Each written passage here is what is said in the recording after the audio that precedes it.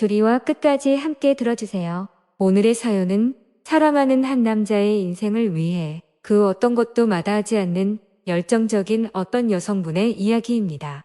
안녕하세요. 저는 50대를 바라보는 유부녀입니다. 어릴 때부터 결혼을 하지 않고 싱글로 평생을 살아가려고 했지만 젊었을 적에 같이 놀았고 좋아했던 남자가 이혼을 하면서 그 남자를 다시 만나게 되었습니다.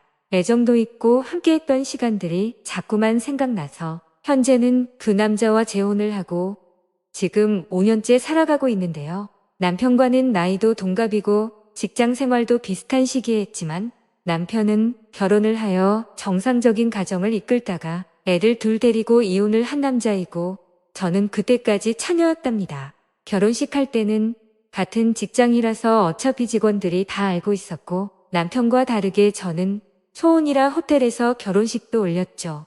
물론 남편은 이미 결혼식을 한번 올린 사람이기 때문에 일부러 많은 사람을 초청하지는 않았고요. 그냥 친척들이랑 회사 직원들만 알 정도였습니다.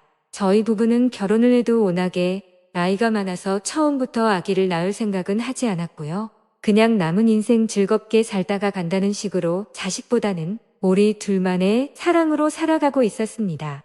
사실 남편이 결혼하기 전에는 저랑 알고 지낸 시간도 워낙에 길고 연애한 기간도 충분히 길긴 했지만 나이가 동갑이라는 이유로 당시만 하더라도 결혼 상대로는 좀 거북하기도 했죠. 아무리 못해도 남자랑 여자 나이 차이가 서너 살은 나야 궁합이 좋다는 인식이 강했고 그래야 선도 안 보고 결혼을 한다고 하던 때였으니까요. 그래도 저희 둘은 워낙에 궁합이 좋아서 그런지 결혼해서 알콩달콩 재미있게 살았습니다.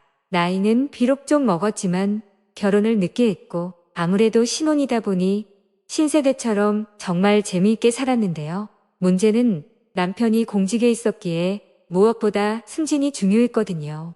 공직사회의 승진은 정말 승진을 시켜주는 사람의 눈에 잘 보여야 되는 것이라 특히 저보다 더 많이 신경을 써줬거든요. 신랑이 남들보다 승진이 늦지는 않았지만 그래도 처음부터 빨라야 나중에 고위직까지 승진할 수가 있기 때문에 저희 부부는 그런 분에서 욕심을 많이 내고 있었어요. 열정이 넘치는 사람들이라고나 할까요?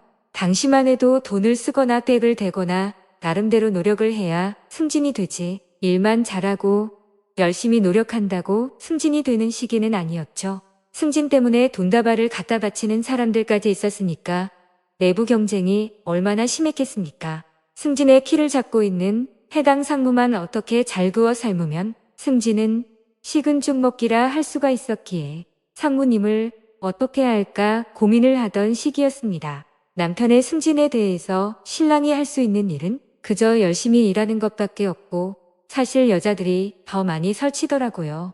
그게 바로 올바른 내조였던 것이죠. 집안에서만 잘한다고 되는 게 아니라 남편의 바깥 사정까지도 훤히 꿰뚫고 있어야 그게 바로 진정한 내조 아니겠어요. 그래서 저도 여자라는 무기를 써먹기로 했습니다. 비록 나이 먹어 재혼한 남자와 결혼했지만 신랑을 위해 동기들보다 승진을 빨리 시켜야겠다는 욕심이 생기더라고요. 그래서 인사 고난을 가지고 있는 상무랑 식사도 자주 하고 술도 한 잔씩 하고 한 번씩 차 한 잔도 하는 등 친분을 쌓았습니다. 사실 이렇게 제가 바로 옆에서 적극적으로 나서서 도와줄 수 있었던 이유는 제가 여직원들 중에서 키도 크고 몸매도 날씬한 데다가 남자들이 좋아하는 글래머 스타일이라서 잘 먹혔기 때문이에요. 어떠다 보니 열심히 살고 열심히 노느라 결혼 시기를 놓쳐서 재혼남과 결혼해서 그렇지 특히 우리 신랑보다 고위직이고 나이가 몇 살 많은 선배들한테 대인기는 감히 최고였다고 할 수 있는 수준이거든요. 남편이 술 한 잔 따르는 것보다 제가 술 한 잔 따르는 게 훨씬 더 강력한 힘을 가진 건 변하지 않는 진실이었죠. 그렇다고 제가 높은 자리까지 올라가기는 분위기상 어려운 부분이 많았고요. 이렇게 신랑의 승진을 위해 온 신경을 쓰면서 살고 있었는데요. 본격적으로 승진 시즌이 다가오면서 아주 고급 선물을 구입해서 상무님께 드리라고 신랑에게 줬더니 신랑은 이런 거 못하겠다고 해서 어쩔 수 없이 제가 상무님을 만나러 갔습니다. 그래서 전화를 먼저 드렸더니 상무님이 저녁에 만나자고 하더군요.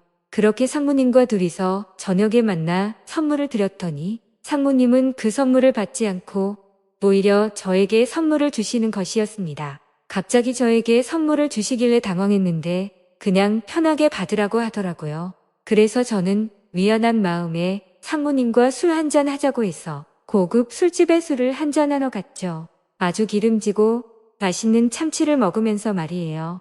평소에도 상무님과 비밀리에 술을 마신 적이 많아서 이런 자리가 별로 어색하지는 않았습니다. 게다가 그날은 분위기 탓인지 아니면 맛있는 안주 때문인지 저도 술을 많이 마셨고 상무님도 술을 엄청 많이 마시더라고요. 그렇게 한참을 마시다가 제가 많이 취해서 상무님을 집에 모셔다 드리려고 택시를 잡아 같이 타고 집 앞에 갔는데요. 상무님은 택시에서 내리지 않고 기사님한테 어디로 가자는 것이었습니다.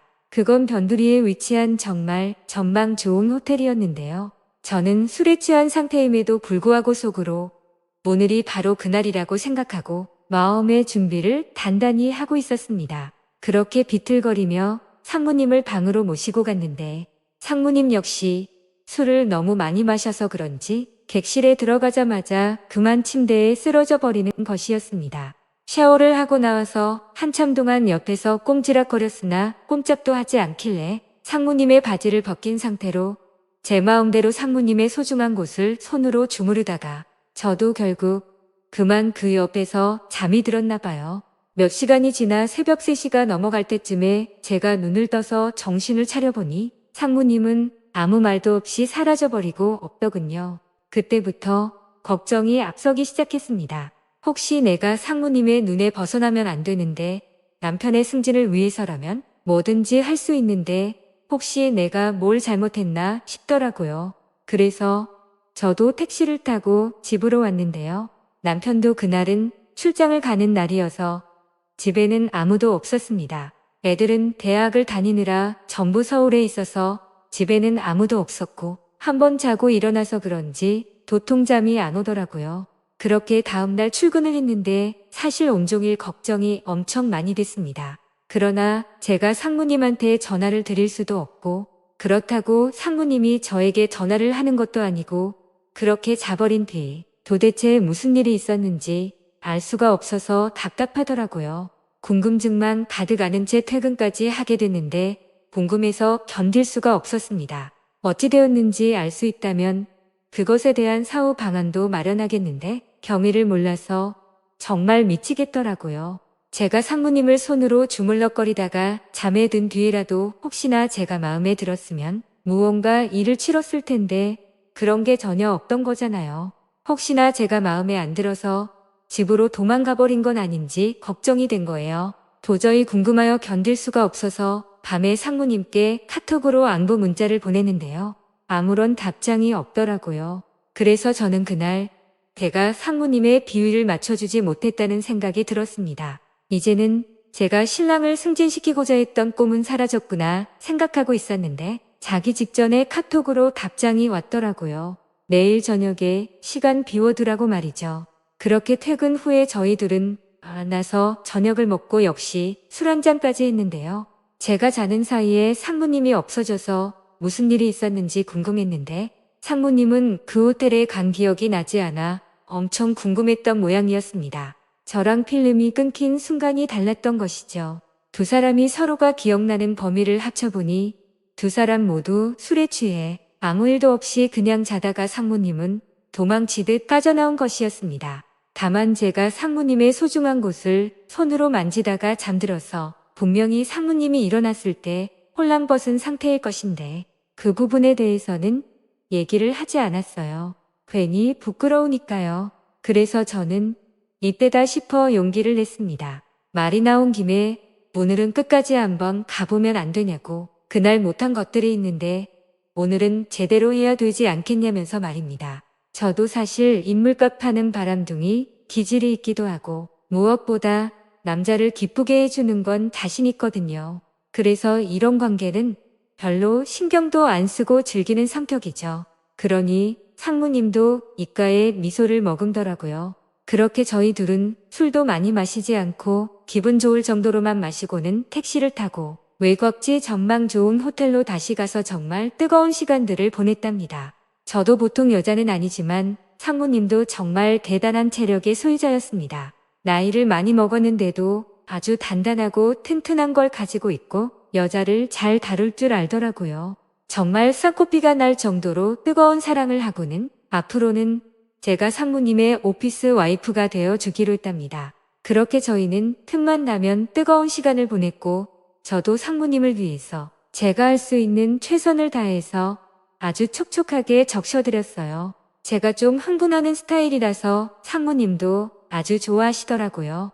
어떻게 저 같은 여자를 안 좋아할 수 있겠어요. 그러면서 틈틈이 남편 이야기를 했는데 결국에 저희 신랑은 승진해서 요직으로 인사 이동이 되고 정말 탄탄대로를 걸었습니다. 그 가운데 제 노력이 컸다는 걸 남편도 알고 있지만 제가 이렇게까지 몸을 바쳐서 남편을 도와주고 있다는 건 아마 모를 것 같네요. 그런데 문제는 저희 신랑이 너무 승진을 빨리 하자 회사 내에서는 제가 그러한 행동을 해서 신랑이 승진했다는 안 좋은 소문이 조금씩 들리기도 했습니다. 저야 뭐 그런 데에 별로 개의치 않는데 신랑은 엄청 신경을 쓰더라고요.